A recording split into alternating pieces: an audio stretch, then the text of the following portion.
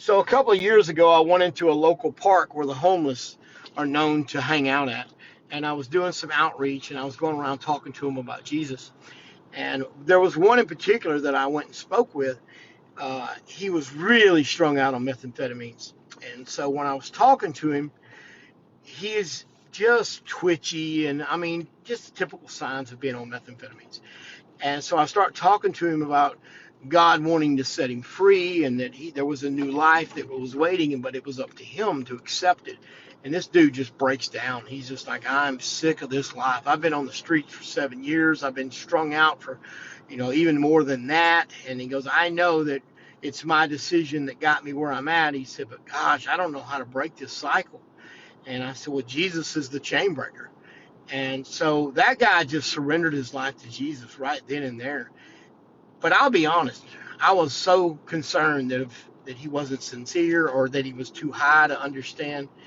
And but nonetheless, he prayed diligently about God setting him free and giving him a new life.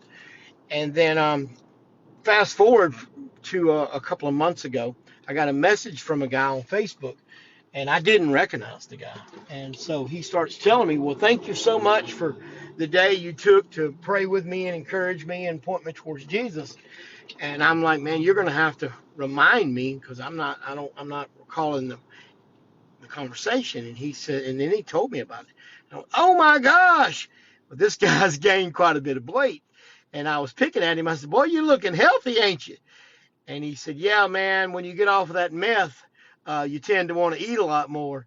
And he said, I put on quite a bit of weight. He said, but I'm healthy, man. He goes, and more than healthy, I'm healthy spiritually speaking. And so the point is, you be obedient and do what you're called to do.